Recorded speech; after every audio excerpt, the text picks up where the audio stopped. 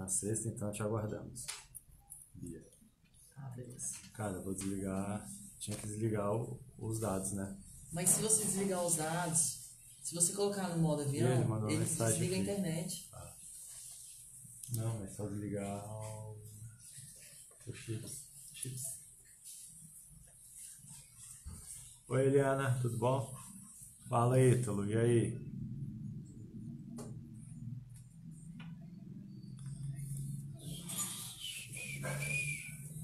Vamos só dar um tempinho pro pessoal ir entrando. Podem ir entrando, se acomodando. Preparem caneta e papel. E hoje a mente vai fervilhar. Opa. Oi, Jaque. Sheila.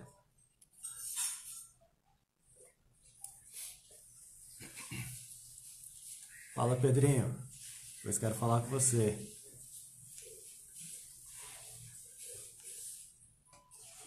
Ó, entra aí. Vai.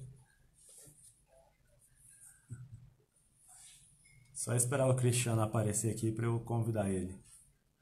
Lara.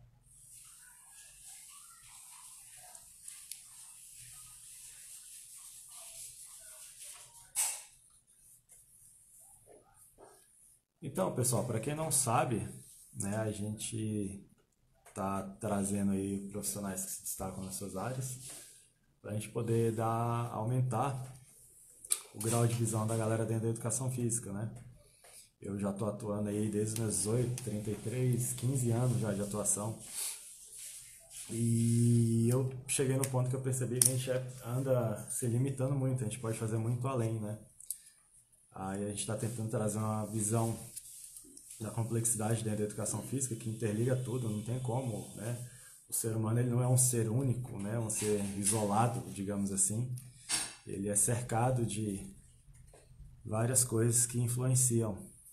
E a gente tem a responsabilidade de entender disso, porque principalmente o professor de educação física, meus alunos eu tenho um contato diariamente, né? Tem alunos que são 3 vezes na semana e a gente normalmente é o único dos profissionais que tem esse contato direto com os clientes, no caso.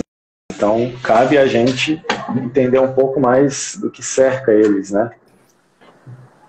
Fala, Cristiano. Opa, tudo bem, querido? Bom demais, como é que tá? Graças a Deus, tudo Beleza. ótimo. Estamos só esperando o pessoal entrar aqui, Cristiano, mas, cara, já te agradeço de antemão por compartilhar do seu tempo com a gente, né?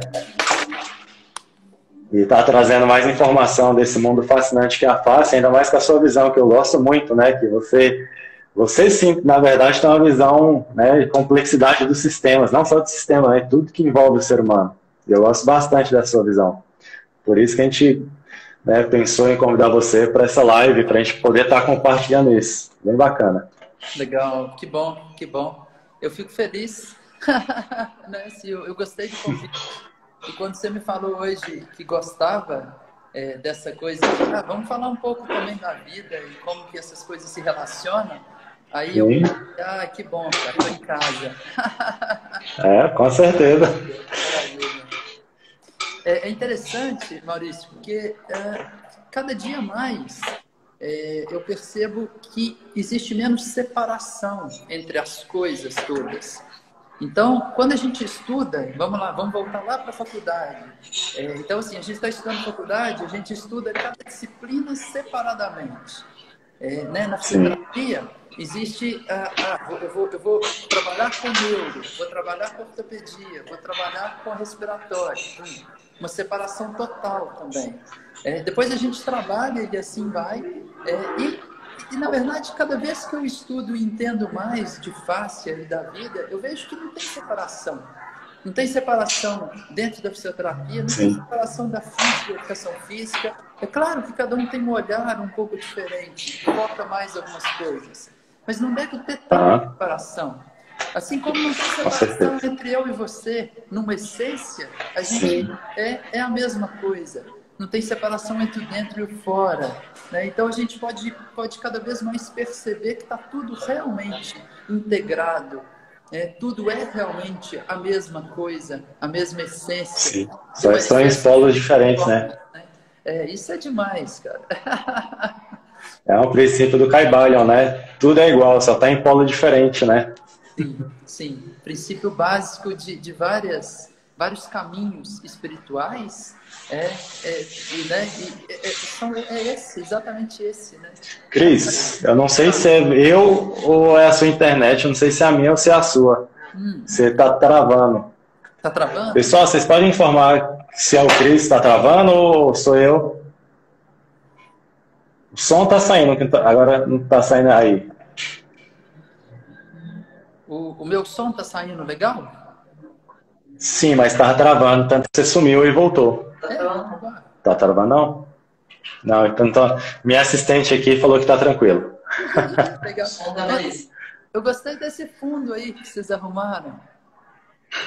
Veneza. Ah, demais! É, fantástico. Veneza. Muito legal, muito legal. Né? Ficou bom. Eu vou arrumar um desse também. Eu até tenho um bonito aqui na sala. Gostei muito. Vale a pena. Gostei muito. Nossa. Muito bom.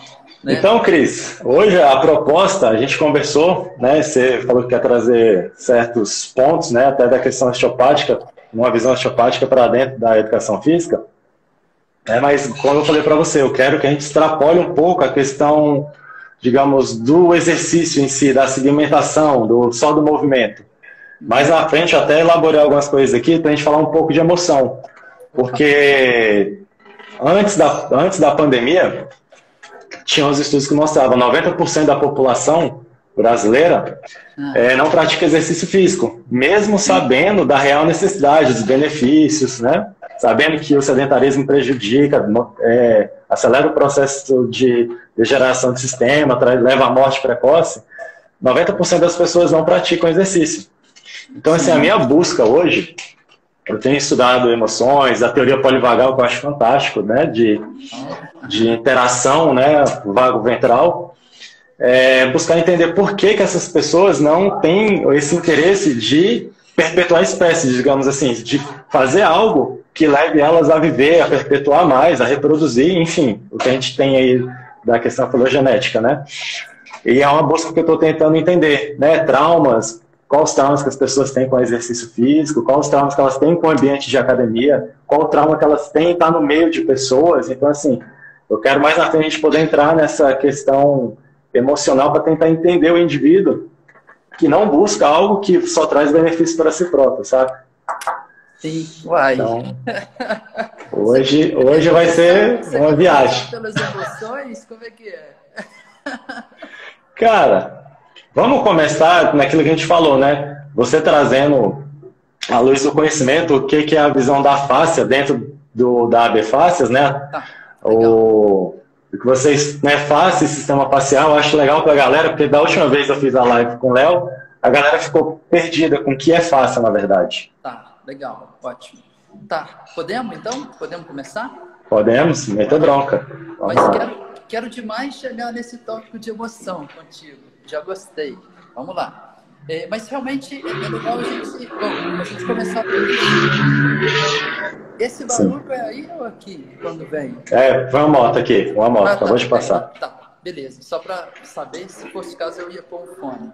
Mas vamos lá. Então, vamos começar do começo. O que é fáscia? Sim. Então, vamos lá. Então, a primeira coisa que tem que ficar bem clara, e isso, assim, reforçando algo que a gente já fala muito, é que fáscia não é só miofacial.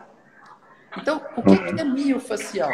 Quando a gente fala muito esse termo, a gente está se referindo a uma fáscia, que é um tipo de tecido conjuntivo, que recobre o músculo. Na verdade, que envolve o músculo e também os fascículos e as fibras individualmente, formando o que a gente chama de endomísio, peromísio e epimísio. Sim? Então, essa pode ser, a gente pode falar assim, não, isso é a miofáscia, a fáscia relacionada ao músculo. Porém, quando a gente fala de fáscia, na nossa visão, a gente está se referindo a algo maior do que a miofáscia. Por quê? Porque a fáscia é um tecido que envolve não apenas os músculos, mas também víscera, nervo, vasos, todas as estruturas do corpo, praticamente, têm um envoltório facial. E ao fazer isso, a fáscia, ela conecta, ela interliga todas essas estruturas. Então, com isso, o que a gente pode entender como fáscia? Um tecido que envolve diferentes estruturas e que é contínuo ao longo de todo o corpo, fazendo com que haja uma comunicação entre todas essas estruturas. E aí, para fechar a definição de fáscia, a gente pode dizer o seguinte, que do ponto de vista de conceito mesmo, a fáscia é um tecido conjuntivo bem definido anatomicamente, que faz esse papel que eu acabei de falar, interliga tudo. Então, bom, isso é fáscia. Aí a gente fala assim, pô, mas e essa história de sistema facial? Que história é essa? A grande história do sistema facial é que a gente pode incluir no sistema facial tecidos que não são necessariamente bem definidos anatomicamente. Então, se a face a gente vai pensar naquela face que envolve o músculo bem definida, quando a gente pensa em sistema facial, a gente vai incluir sangue, a gente vai incluir linfa, a gente vai incluir o fluido intersticial, a gente vai incluir o tecido conjuntivo frouxo, que é um tecido que não tem muita forma, mas que ele é muito importante para o movimento, que é a chave do que a gente faz. Vocês, a gente, todo mundo, que é a chave da vida. Por quê? Porque toda camada de estruturas que precisam de movimentar uma em relação à outra, entre essas camadas existe tecido conjuntivo frouxo, para permitir essa movimentação. Então, o tecido conjuntivo frouxo é essencial para isso, para permitir planos de deslizamento. Então, se a gente pensa, por exemplo, vou levantar meu braço. Aí tá, legal, vamos pensar nos músculos que estão aqui no tronco. Então, tá lá, qual é a camada mais superficial? Eu tenho lá o peitoral maior. Só que por baixo do peitoral maior tem uma camada média onde está o peitoral menor. E quando eu faço esse movimento, eu tenho uma camada deslizando em relação à outra. E assim acontece com todas as estruturas dentro do nosso corpo. Vários músculos entre si e estruturas musculares com outras estruturas, como vísceras, como nervos. Está todo mundo deslizando um em relação ao outro. Então, em todo lugar existe tecido frouxo, tecido conjuntivo frouxo. Tudo isso fazendo parte do que a gente chama de sistema facial. Então, essa é a nossa base. O sistema facial é mais amplo do que a fáscia, mas os dois são muito mais amplos do que miofacial, que é o conceito básico que a gente tem. Sim? Cristiano, seu áudio está levemente distante. Por que eu falo isso? Porque a nossa gravação ela vai para o Spotify. Então, no Spotify o áudio tem que ser impecável, digamos assim. Tá. Eu vou pôr um fone para a gente ver se fica melhor. Pronto. Estou um pouquinho torto assim, mas tá bem, né? Não, de boa. Ó, vê se melhora agora, querido. Sim, o áudio fica bem mais, melhorou bastante. Beleza, show. Pois é, dando sequência no que a gente conversou lá anteriormente, né? Pra gente já pular para a questão das emoções, que eu também estou mais empolgado com as emoções do que o próprio exercício em si. É a questão da biotensegridade. Sim. Né? Que aí eu levantei lá para você a questão da percepção áptica, né? Que na maioria das vezes, né? O sistema nervoso central não tem tanta influência pelo movimento, em si a pré-tensão que vai remodulando a questão da própria tensão em si para gerar o movimento. Porque você falando, eu quero trazer um estudo que eu vi que eu acho que é bem interessante também para a galera. Manda ver. Você quer que eu fale primeiro? Sim. Então vamos lá. A estrela aqui hoje é você. Legal, vamos lá. Então vamos fazer uma diferenciação entre 2 ou 3 conceitos aí. Primeiro, tensegridade. Tensegridade significa integridade a partir da tensão, que é a etimologia da palavra. Significa o quê? Uma estrutura que se mantém íntegra graças à tensão. Só que, expandindo um pouquinho, a gente pode pensar em tensegridade como uma estrutura que se estabiliza a partir de esforços de tensão e elementos de compressão. Que se a gente pensar no nosso corpo, né, o nosso corpo macro, a gente tem os ossos como elementos de compressão e a gente tem o tecido facial como esse elemento de tensão. E uma característica essencial da tensegridade é que os elementos de tensão, eles são contínuos. Ou seja, exatamente o que a fáscia faz. Ela é um elemento de tensão que é contínuo ao longo de todo o sistema. Pum! Então, eu tenho a ideia de tensegridade como uma ideia que ajuda a gente a entender um pouco da organização do corpo. Mas aí, o pessoal vem e fala assim, poxa, mas tensegridade, esse conceito vem da engenharia e da arquitetura. Mas a gente lida, e nós somos um ser humano vivo, um sistema vivo. Então, será que esse conceito se aplica? E aí a gente vem com a história da biotensegridade, que é, olha, essa tensegridade, ela é modificável, ela é dinâmica. E por isso a gente usa a ideia da biotensegridade. E quando a gente fala que ela é dinâmica, significa o quê? Que existem fatores que vão modificar essa tensegridade, que vão modificar esse estado de tensão do corpo. E aí, a partir disso, a gente pode abrir para vários fatores que vão modificar isso. Sim? Então, eu já vou entrar nesses fatores. Deixa eu só... Então, eu vou voltar uma coisa antes para a gente falar um pouquinho da percepção áptica, que aí a gente junta isso tudo. Então, esse conceito de percepção áptica, e aí tem se estudado muito a relação disso com a fáscia. Então, o que é a ideia de percepção áptica? Vamos lá. É uma combinação de informações que a gente tem a partir de próprio e esteroceptores. Então, de uma forma bem simples, eu tô aqui com essa garrafa de água aqui. Se eu seguro essa garrafa, mesmo sem olhar, eu consigo ter uma ideia da forma dessa garrafa. Ou seja, eu estou obtendo informações a partir ou do meio externo a partir do meu corpo e da posição que o meu corpo está. Então, eu saber a forma dessa garrafa, isso é uma espécie de uma esterocepção. Agora, de olho fechado, eu consigo perceber a posição das minhas articulações ou o movimento do meu braço. Isso a gente chama de propriocepção. A combinação da estero com propriocepção, e aí eu tenho esteropropriocepção e próprio esterocepção, essa combinação desses aspectos a gente chama de percepção áptica. E aí a percepção áptica, ela é fundamental para o movimento. Porque se a gente não percebe, como é que a gente vai ter uma boa coordenação de movimento? Né? E aí é uma coisa muito legal, que se a gente analisar, por exemplo, os nervos grandes do nosso corpo, então vamos lá e vamos fazer uma área de seção transversa no ciático, por exemplo. Quando a gente olhar o ciático, a gente vai perceber que apenas 20% das fibras que correm no ciático são fibras motoras. 40% são sensoriais ou aferentes e 40% são autonômicas. Ou seja, de um nervo grande igual o ciático, só 20% é que faz o movimento acontecer. O resto está dando condições para esse movimento acontecer. E pelo menos o dobro de fibras está levando uma informação sensorial para regular esse movimento, para ajudar na coordenação desse movimento.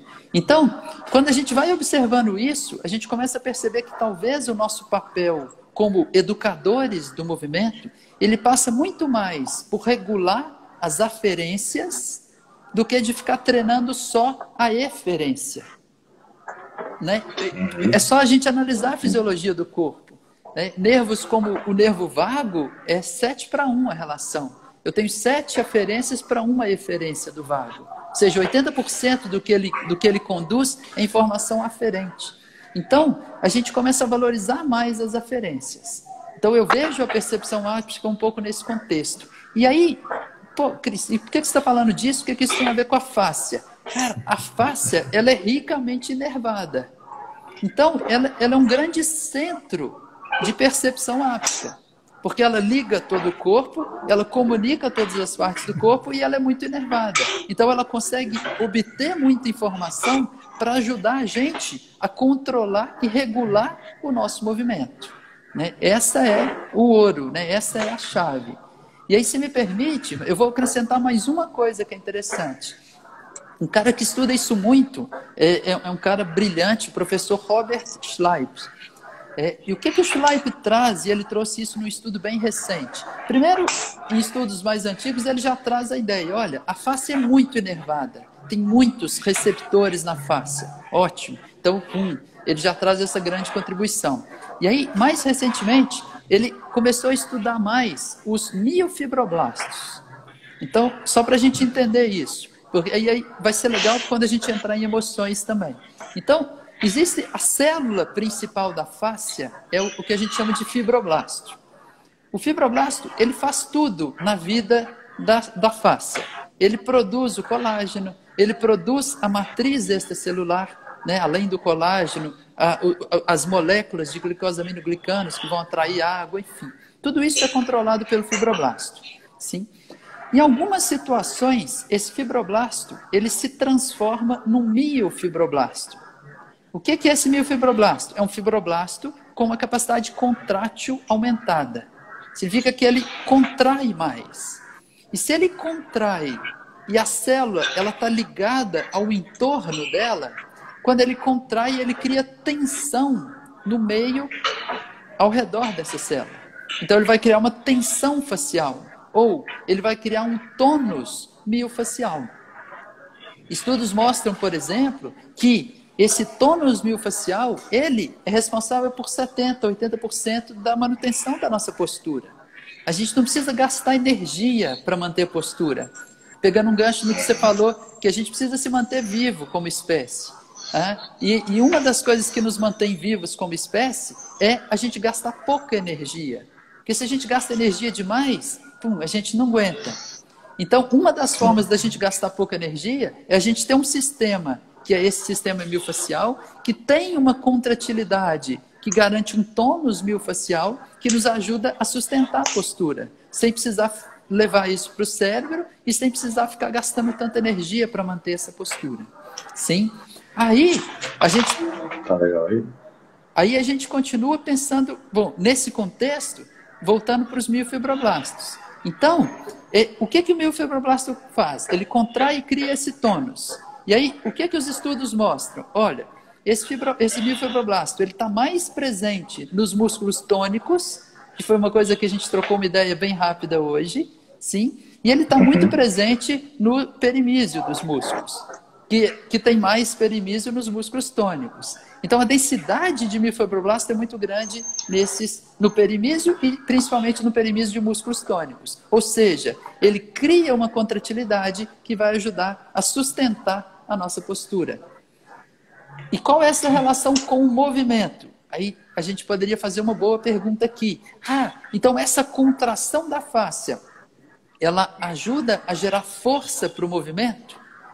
Que é uma boa pergunta, é um bom pensamento. E aí o que o Schleip fez, e aí tem um estudo recente dele do ano passado, ele mostra que a intensidade dessa contração é baixa.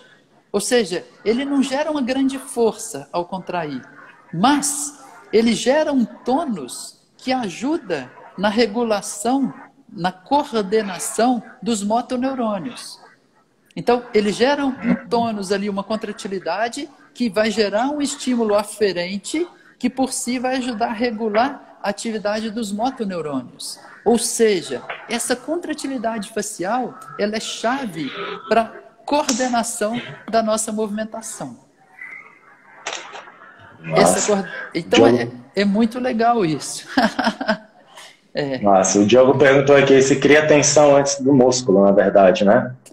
Ela cria uma pré-tensão. Então, antes do movimento acontecer, já existe essa pré-tensão. E aí sim, quando a gente vai fazer o movimento, a gente já está mais preparado para o movimento, porque ela reduz essa folga. Antecipação, né? Exatamente, aí abre espaço para essa antecipação, que é chave para a estabilização. Sim? Porque se tudo ocorresse reflexamente, não tinha jeito. Né? Muito bom. Eu li um estudo há uma época atrás que eu não vou lembrar, eu tenho anotado em algum local lá em casa, hoje eu não achei, mas eu lembrei bastante quando a gente conversou sobre essa percepção áptica. Que jogadores de beisebol, eles têm a tendência de treinar com um taco mais pesado. Que aí quando eles vão para o jogo, eles não percebem uma questão de aumento na performance com um taco mais leve. Aí foram tentar descobrir o porquê. Então eles perceberam que essa questão de pré-tensão muda quando você está com mais carga para quando você não está com a mesma carga que você tem treinado. Porque a ideia seria, se está com mais carga, eu vou evoluir. Só que o padrão neural, o drive neural para aquele bastão com um peso maior, é diferente o drive neural com aquele bastão com um peso menor. E aí também a questão do pré-estresse, né? A antecipação com peso maior, ela tem que ter uma acomodação muito maior para poder fazer o movimento em si. E a gente, dentro da nossa área, da educação física, dos esportes, a gente tem essa ideia de fazer as coisas com, digamos, movimentos mais pesados, acreditando que enquanto o movimento não for tão com aquela carga, a gente está potencializando aquele padrão. Né? Ontem eu até li uma postagem de um colega que ele mostrou que a cócoras não quer dizer que se você consegue ficar de cócoras, você tem que fazer o agachamento até ficar de cócoras. Porque são drives, são adaptações neurais, né, e faciais totalmente diferentes.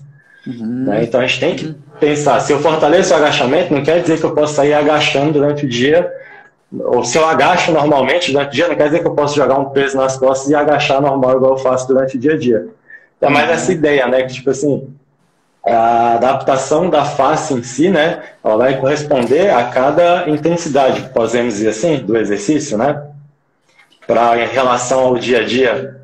Então, assim, eu achei bastante interessante esse estudo, porque cai por terra a questão linear, né? A gente tem muito essa questão linear. Vou treinar com algo mais pesado, quando eu fizer com mais leve, eu evoluo. E não necessariamente vai ser desse jeito, né, Cris? Sim, legal. Para mim faz todo sentido. Se a gente for pensar, uma palavra que eu gosto para a gente pensar em fáscia é a variabilidade. Porque, então, o que a fáscia gosta? O treinamento para fáscia, ele gosta de variabilidade. A variabilidade é a chave. Né? E aí tem tudo a ver com isso que você colocou e com várias coisas que a gente pode ver. Inclusive, differential learning, enfim, algumas linhas de aprendizado diferencial, que faz todo sentido criar essa variabilidade, porque a fáscia gosta disso. Se a gente fizer uma análise microscópica da fáscia, o que a gente vai... Porque se a gente faz macroscopicamente, a gente tem o quê? Camadas de fáscia. Que aí a gente pode falar uma camada mais superficial, uma camada média, uma camada profunda, e assim vai. Mas microscopicamente não existem essas camadas. Existe um arranjo que a gente chama de um arranjo fractal.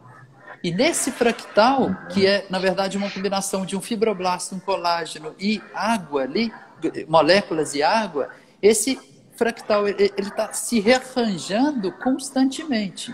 Esses microvacúolos, né, que é o nome técnico que a gente usa, eles estão se rajando constantemente. Isso traz variabilidade para a fáscia. Então, não existem padrões muito organizados. Então, realmente, isso que você falou, esse pensamento nosso de ficar muito no linear, ele não funciona para a fáscia. Porque a fáscia não é assim. Ela não é linear. Ela é caótica. Ela é mais ampla. Sim? Então, a gente precisa pensar nisso. Tá bem? Esse é o Carlos. Nosso vizinho. O vizinho em cima resolveu usar a furadeira. Sacanagem. Cris, então, a gente sabe que a face interliga todo o corpo, né? Tá? Já tá incomodando muito isso? Tranquilo, eu baixei o microfone aqui. Furadeira não anda assim, ó. Assim como a musculatura ela interliga, né, todos os órgãos, a face ela chega no sistema nervoso, né? E algumas linhas acreditam que... Não, algumas linhas não, desculpa, né? O sistema nervoso é o que traz a percepção que está em torno da gente durante o dia a dia, né? Que aí já entrando na teoria a gente quer conversar sobre as emoções. Cara, se eu tiver um dia uma emoção ruim, algo que me leve a um estado simpático, né? Isso vai refletir na questão facial por completo. Sim. Total. Correto? Sim. Então, vamos lá. Sim, porque, bom, a partir da sua fala, o sistema simpático, ele inerva a fáscia de movimento. E também a fáscia dos vasos e também uma parte das fáscias das vísceras. Sim? Então, se eu tenho uma ativação simpática, eu vou aumentar a tensão das fáscias. Então, a fáscia vai ter mais tensão. Sim? E tipo a furadeira do vizinho, que a Carol tá falando ali. Isso aí. Mas uma chave na formação disso tudo é a forma como a gente percebe os estímulos externos, né? Então a gente pode escutar a furadeira e ficar extremamente estressado, ou a gente pode levar na brincadeira e tá tudo certo. Isso vai criar ativações diferentes do sistema simpático, né? Enfim. Mas então a base do simpático é um pouco essa, sim? Então ativação simpática, aumento de tensão da face. Só que se a gente for pensar na emoção, aí eu vou voltar um pouquinho antes do simpático. Da gente pensar o seguinte. A primeira coisa, a emoção, ela não é algo que está pronta no nosso cérebro. E ela, mais do que qualquer outra coisa, ela não é linear. Então, não existe esse pensamento linear, tanto de causa e efeito, pensando em emoção. A emoção, ela é construída, ela não é disparada. Então, não é porque eu escutei o barulho da furadeira que eu fico com raiva, por exemplo. E isso dispara. Ou, por exemplo, raiva. Eu tô sorrindo, mas por dentro eu tô puto. Então, então a emoção ela é construída. Então, vamos lá. O que faz com que a emoção seja construída?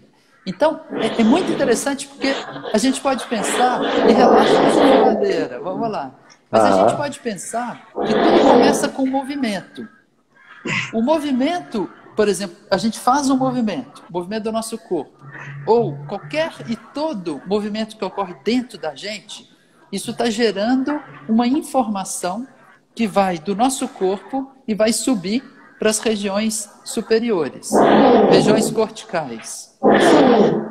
Então essas informações vão lá para cima e a partir delas, isso vai gerar uma sensação ou um sentimento simples de agradável ou desagradável, que não é emoção ainda, mas é um sentimento, pô, esse barulho está desagradável. Então, nesse caso, veio uma informação do meio externo que a gente escuta, né? Isso vai ser levado para o nosso corpo, você vai perceber isso e vai falar assim, isso é desagradável. Isso ainda não é emoção, isso é um sentimento simples, uma sensação corporal, ou, né, o termo científico, eles usam muito o termo afeto. Então isso é um afeto, mas enfim, vamos chamar de sentimento simples, que eu acho que é mais fácil. Tá. Aí, esse sentimento simples, ele vai interagir com um tanto de coisa, nossa experiência passada, representação interna, nossas crenças e tudo que está acontecendo no meio, nosso contexto, naquele momento. E aí isso, a partir dessa interação, eu vou elaborar uma coisa mais complexa chamada uma emoção. Aí sim, eu posso me sentir, por exemplo, com raiva. Falar assim, puta merda, esse cara resolveu furar isso agora, né? Enfim, aí já virou uma emoção e a partir da emoção ainda virou um pensamento. Então, né, é claro que isso ocorre muito rápido e meio que tudo junto, mas de alguma forma a gente está tentando separar isso em níveis, né, do que vai subindo. E aí a Fabiana falou assim, então pode falar um pouco da interocepção. A interocepção é toda a informação sobre o estado interno do corpo, de todos os tecidos internos do corpo, que inclui toda a parte endócrina, a parte imunológica, a parte visceral, mas também todo o sistema facial, toda essa informação, ela vai ser levada através de todo um sistema específico de condução que vai chegar no nosso córtex insular. E essa informação que chega no córtex insular, que fala sobre o estado interno do corpo, isso se chama interocepção. E essas informações é que vão ser chave para formar esses sentimentos simples, para depois formar as emoções. E aí, onde que isso liga com o simpático? Sentimentos desagradáveis, como esse, do barulho, e a emoção que isso gera, isso está ligado ao hipotálamo, que vai gerar motivação do simpático. E aí, isso vai aumentar a nossa tensão, sim? E aí, com isso, eu faço uma ligação entre a formação das emoções, o simpático gerando uma tensão, e essa tensão modificando, por sua vez, as sensações do corpo. Isso gerando mais informação que sobe. E eu entro num ciclo de formação de emoções e de tensão. Por isso que quando a gente tem uma emoção e a gente fica muito tempo nela, a gente, de repente, fica mais difícil de sair daquele ciclo. porque ele vai se retroalimentando. Retroalimentando. Né? E vai gerando tensão. E por isso que algumas pessoas vão ficando tão tensas. E aí quando chega pra gente, a gente vai ver e fala assim, nossa, tem muita tensão no corpo inteiro, porque ela ficou nesse ciclo muito tempo, cronicamente. Né? E enfim, é um pouco isso. Vai lá, passo para você aí, querido. Não, tanto que já tem uma comprovação, né, que alguns tumores são associados às emoções que a pessoa retroalimenta, né, e isso reflete de alguma maneira negativa, né, assim como pensar positivamente reflete positivamente no corpo, né, sim, alimentar certos sentimentos ruins traz essa questão. Então, Cris, trazendo para aquele questionamento inicial que eu te falei, né, que a ideia do Break Minds é a gente agregar esse tipo de conhecimento que não tem muito dentro da educação física, né? E entender o porquê que o nosso modelo, né, atual não faz com que as pessoas tenham interesse de buscar aquilo que eu falei no início, né? De buscar de perpetuar a espécie, digamos assim. Por mais que a gente saiba que o sistema vai trabalhar, né, para economizar o máximo de energia, mas a gente sabe também da questão de se cuidar para poder manter uma integridade física, manter uma longevidade, que é a ideia de toda espécie, né, na verdade. Então, assim, essa questão da emoção, né, eu estudo bastante o Stephen Porges, da teoria polivagal, né, que é a questão do vago ventral, pela uma questão filogenética, né, quando os mamíferos se uniram para caçar e para procriar, eles viram que isso era mais interessante e foi filogeneticamente esse vago ventral foi criado, né? Então ele acredita que a gente tem um sistema vago ventral, o simpático e o vago dorsal, que é o de desmaio, o desligamento, e o ventral seria um simpático seguro, né? Então assim, até essa questão da quarentena em si, do distanciamento, eu sou um cara que me considerava um cara distante, eu não curtia multidão, mas pelo fato de eu estar preso hoje em si, eu tenho sentido falta de coisas que eu nem gostava. Por exemplo, eu queria ir no cinema. Porque essa questão da interação, ela é importante. Né? Por isso que eu acredito que quando a quarentena passar, as pessoas vão sim se procurar. Muitos acreditam que vai haver distanciamento. Não, eu acredito que as pessoas estão querendo se encontrar, se unir. Né? Sim, também. Só que tem pessoas que tiveram, digamos, essa interação na infância prejudicada. Né? Então, para ela, um ambiente de academia movimentado, onde tem essa questão de ego, não é um lugar agradável para ela, podemos dizer assim. Porque eu acredito muito no poder das palavras. Né? Por exemplo, para pessoas, a academia é um local que é guerra de ego, é um lugar de vaidade. Para muitas pessoas, isso não tem interesse. Por isso que elas não vão procurar uma academia para se cuidar. Porque elas têm na mente uma formação sobre a palavra academia em si, que faz com que elas rejeitem aquele ambiente. Sim. Né? Então, pensando em tudo nisso, né? Cara, como é que a gente, educador físico, porque a gente tem um contato diário com o aluno, como a gente como a gente poderia conseguir fazer com que as pessoas que são sedentárias, que o meu foco é buscar os sedentários, tenham prazer em se cuidar, de, né, buscar algo para agregar na saúde em si, para perpetuar, levar a longevidade. Porque, por exemplo, eu era um cara...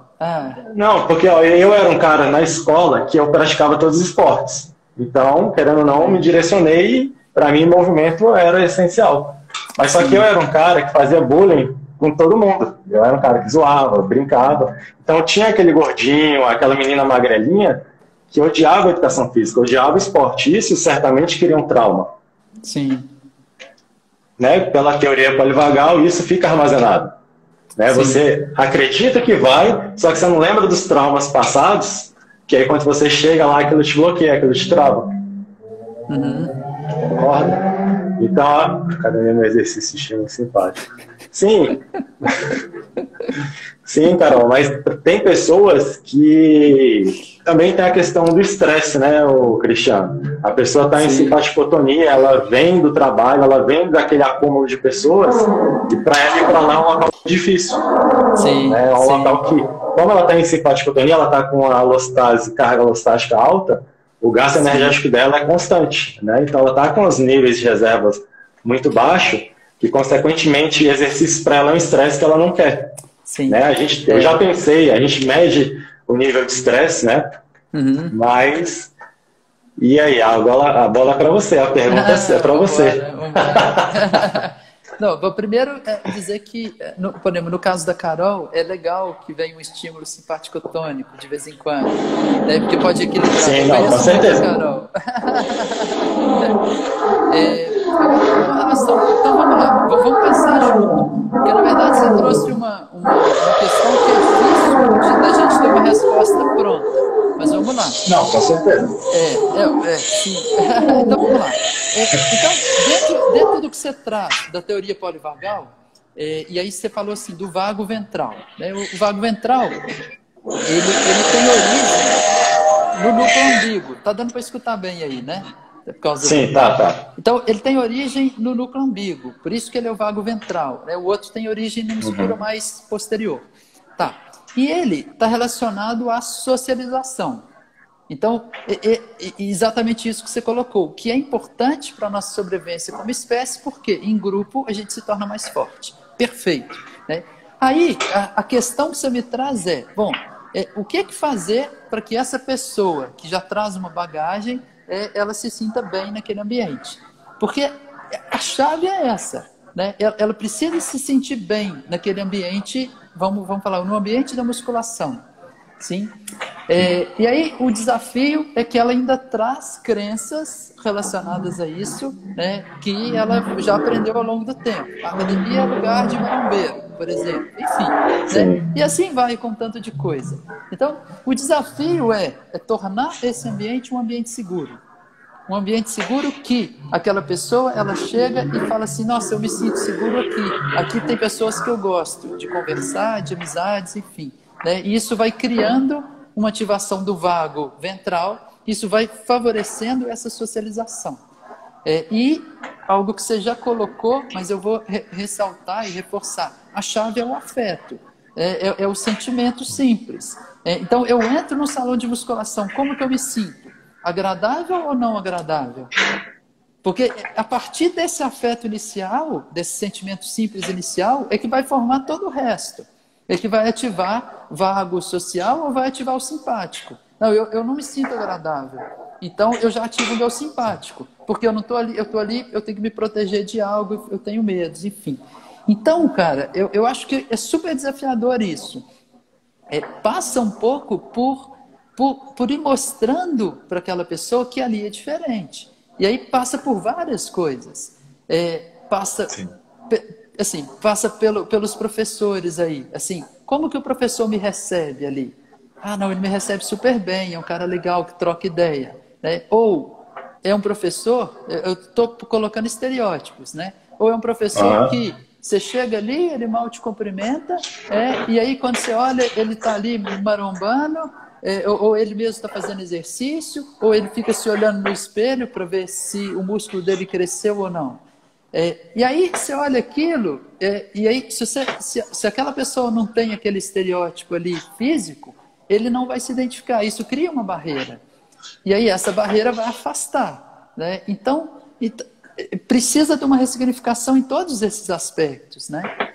Eu recentemente, musculação, eu sempre fiz atividade física, adoro, mas musculação não era a minha atividade favorita. Mas ano passado eu fiz, e nessa academia, cara, pô, legal, tinha muitos professores legais que iam, trocavam ideia, perguntavam como é que estava, ajudava. E aí eu fui me sentindo bem ali. Tanto que o pessoal me liga até hoje, pô, Cris, você sumiu, tem um ano. Depois eu fui para calistenia, e aí eu parei a musculação, assim. Mas enfim, aí depois eu vou alternando. Aí eles me ligam e falam, pô, Cris, você sumiu, nós estamos com saudade de você, passa aqui para ver a gente. Então, assim, aquilo ali virou um lugar que eu criei laços sociais. Então, isso foi legal. Né? Então, eu acho que o desafio é esse. E aí, quebrar crença, velho, nossa, quebrar crença é um trabalho de vida. Né? Mas uma forma de quebrar crença é mostrar, né? Fala. A Jaque tinha uma aluna que vinha de uma família extremamente inteligente, doutores, enfim, ela estava no mestrado, e para ela, a percepção de academia era a futilidade. Tanto que aí, assim, ela acabou deixando de frequentar e de buscar, pelo fato que a crença dela trazia futilidade, trazia perder tempo, ir para academia. Então, né, para ela era uma crença que a gente que trabalha com movimento sabe que não é uma crença coerente, né? Então, a gente tem que trabalhar essa questão, né? Você, como fisioterapeuta, recebe as pessoas, é extremamente fundamental você entender a emoção da pessoa para poder fazer o seu tratamento, né? Sim. Da sequência no seu tratamento, que muitas das vezes a dor está ligada ao emocional. Totalmente, né? Sim.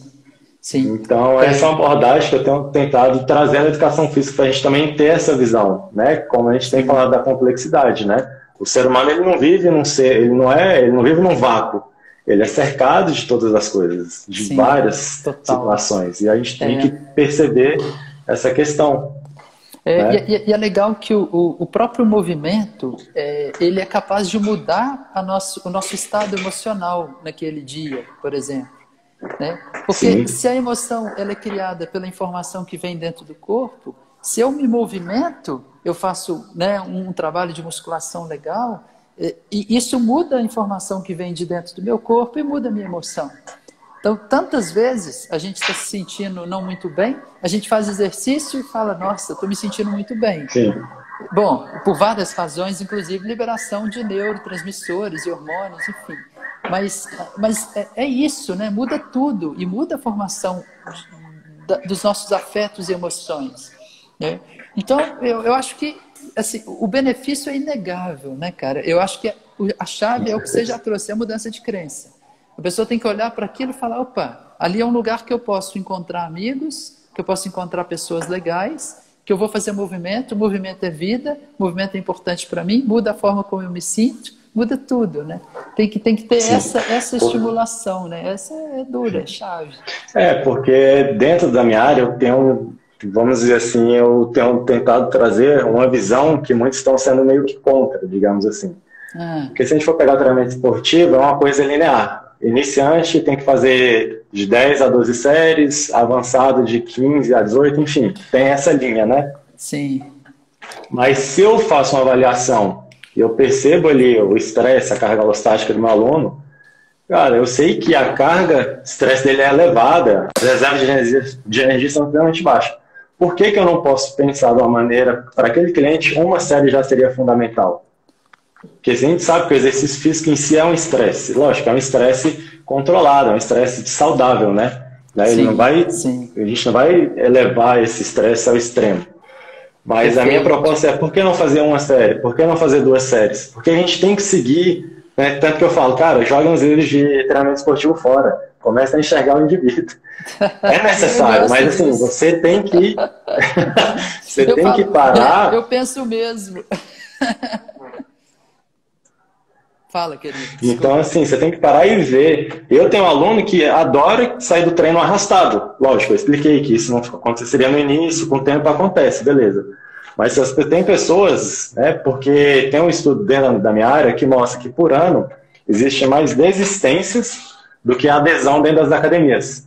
E essas desistências tendem a se tornar sedentário a longo prazo. Não procuram, não retornam, não procuram outra atividade. Então, assim... O modelo hoje atual da educação física no atendimento, eu acredito que ele está limitado. Querendo ou não, a educação física é de 1999, né, que a gente foi regulamentado. Então, assim, a gente tem muito o que crescer. Né? Por isso que eu tenho procurado profissionais de outra área para a gente poder expandir o nosso conhecimento, porque eu vejo a educação física, eu sempre falo isso, eu sou como se fosse um clínico geral. Eu tenho que saber da questão interna, eu tenho que saber visceral, eu tenho que saber neural, porque eu posso ali, como eu tenho um contato diário com meus alunos, eu posso descobrir algo e dali encaminhar ele para algum profissional. Sim. Entendeu? Mas só que a gente se limita só à questão de exercício e série, supino, agachamento, bunda grande, enfim, isso é importante? É válido? Mas só que a gente tem que ter uma visão um pouco mais ampla dentro da educação física. Né? Porque o nosso contato é direto. Né? Nós somos doutores do bem-estar. Né? Então, assim, por isso hoje esses questionamentos para você que são bem complexos, né? Sim. Mas legal. Assim, que eu acredito que deu uma luz para a galera. Que a gente pode transformar trabalhando unido. Junto com os fisioterapeutas, junto com... ele já falou, Yuri, da musculatura tônica e fásica. Sim. Cara, eu acho que essa é a chave. Assim, eu acho que você tocou num ponto muito legal aí, que é produzir, e aí que volta em algo que eu já coloquei, que é produzir variabilidade. Né? Sim, com certeza. Então, a regra da fáscia é muito mais variabilidade do que outras coisas. Então, se a musculação consegue também produzir essa variabilidade disso, não precisa ser sempre 3 séries de 10. É claro que tem princípios de treinamento que precisam ser seguidos também. Mas, por exemplo, para treinar a fáscia, não precisa disso. A fáscia gosta de variabilidade, gosta de trabalhos, por exemplo, excêntricos, pliométricos, que incentivam esse armazenamento de forças. Gostam de trabalhos globais e que mudam direções constantemente. Então, à medida que a musculação consegue trazer isso também, ela fica mais interessante, né? E ela passa a treinar não só o músculo, mas também todo o tecido facial. E aí fica muito legal, e pode ficar muito legal, né?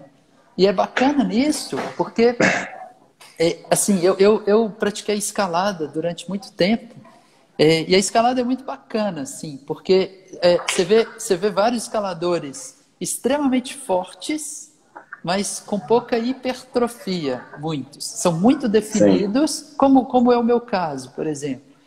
Mas não são super grandes, né, mas são muito fortes, geram muita força. Por quê? Porque é a força do sistema, do tecido facial, e menos a força só daquele músculo, capaz de gerar um movimento daquele músculo apenas, uni ou multiplanar, mas enfim, né, aquele movimento isolado. É o corpo inteiro agindo junto para produzir torques elevadíssimos. Sim? Então, eu sempre gostava muito de perceber isso. E aí, o que eu via no treino da escalada, que era o que eu fazia também? Era a variabilidade. Então, essa variabilidade é chave. Tanto que quando eu ia treinar musculação, eu ficava lá variando muita coisa também. Né? Aí o pessoal passava e falava, cara, eu estou criando umas variabilidades aqui para minha escalada. Isso aí é proibido. A gente tem que ser linear. Cara.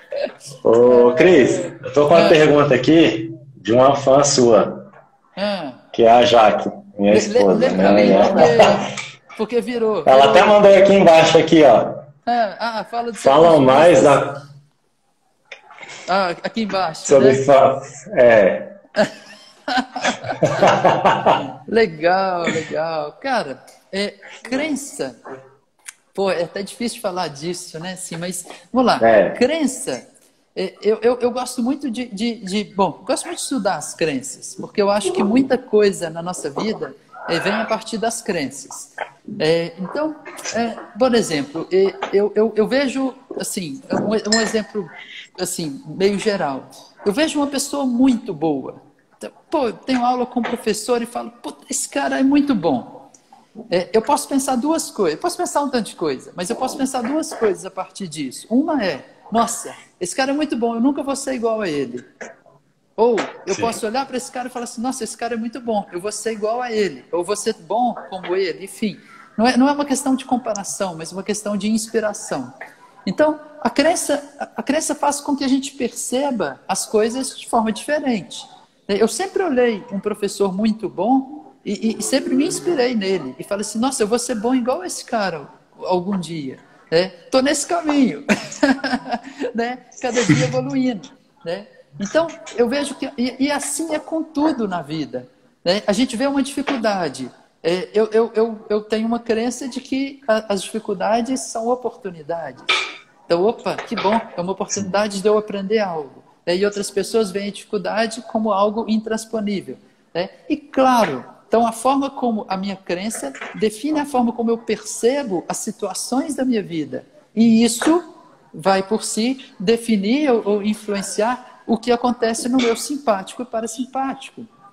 Então, se eu percebo que tudo é difícil, que aquele cara é bom demais, ou que ele é muito bom e eu não vou ser igual a ele, e eu estou criando comparação, isso vai criando tensão e ativação do meu simpático, que vai influenciar todo o meu sistema de movimento, como a gente tem falado. Né?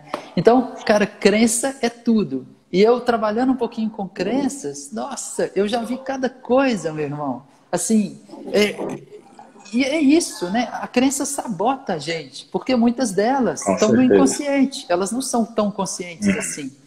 Então, eu tenho crenças que estão definindo as minhas escolhas e decisões na vida, que influenciam o nosso afeto, os nossos sentimentos, e que a gente nem percebe isso. Então, enfim, é super desafiador. Eu acho que a gente conseguir mudar essas crenças é essencial. E aí, se me permite um comentário sobre isso.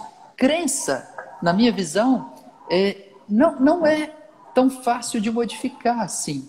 Eu não acho que crença tem como a gente... opinião muito pessoal, tá? Eu não acho que tem como a gente pegar uma crença, tirar ela e colocar outra no lugar. Eu acho que não é bem assim. Precisa ressignificar e habituar a pensar de uma forma diferente. Sim? Então, a forma como eu acredito que muda uma crença é essa. E aí, cai em tudo na vida. Tudo na nossa vida é prática, é hábito. Quanto mais exercício você faz, mais você gosta de exercício. Não é? Quanto mais se habitua a pensar positivamente, mais a gente começa a ter uma crença positiva sobre tudo.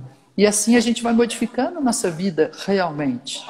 Então, tudo isso, o nosso trabalho, a nossa vida, tudo é uma coisa única. A gente pode treinar, né? O exercício que a gente treina muda, pode ajudar a gente a mudar os hábitos da nossa vida, os hábitos internos, os hábitos emocionais, os hábitos de crença, enfim.